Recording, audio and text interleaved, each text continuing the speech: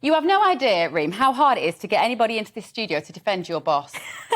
Well, I think Sunak is sort of one of those more difficult people to defend because he's, leader of the Conservative Party, but isn't very Conservative, unfortunately. I think that when we're thinking about the way that the speech sort of promised those 5 key points, I think that he's sort of, a lot of the time they weren't actually promises, they were predictions. I mean, we already know that, the inflation is expected to halve this year. The Bank of England have already said that. Yep. I sort of almost expected his next prediction to be the sun will rise tomorrow. Yeah. That is a promise. But I think that what Sunak has instead, he's sort of actually promised... I was going to say, can we just say you're the person who's meant to be here? Yes, well... This is how hard it is. It's fascinating. Carry on. And I think, look, as I'm a libertarian within the Conservative Party, and I'm still a party member because I believe that, whilst the party is sort of at the wrong direction at the moment, we have got the highest tax burden in 70 years. There isn't really much Conservative about this government. But what Sunak is sort of showing is that he is trying to sort of bring the party in a new direction. This sort of fiscal responsibility, the sort of I know better than you kind of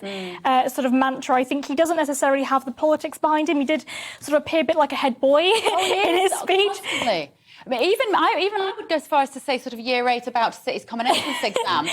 That's what he looks like to me. Paul, go on, maybe you can defend him. I think, what? No, I think Rishi Sunak must be the most relieved man in the country about Harry's book, because it's hijacked, or at least pushed the NHS crisis, the leadership crisis with the Bring Back Boris Brigade plotting, and with your future guest Richard Tice's ratings soaring, or comparatively soaring. Yeah, absolutely. So Sunak, I think, actually must be relieved by the Harry book topping the news bulletins, with the NHS coming second.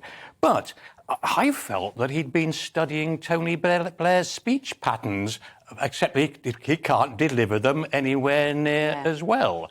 And but he has a problem there, because he went into that speech and press conference 20 points behind in the polls, knowing that there are those plotting to... I can't believe the idea of a disgraced charlatan like Boris Johnson being restored before the next election is absurd, although I wouldn't totally rule out the possibility. Would you like that? God, no. I mean, Boris Johnson's actually my local MP, so in the sort of local association, I think... God help you. I know, God help the people of Uxbridge and South Ruislip, I'll tell you that.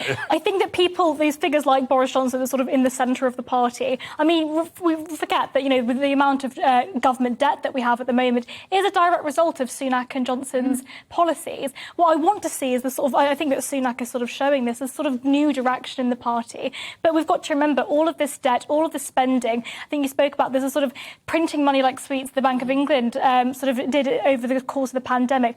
All of this is a result of the Johnson and Sunak administration.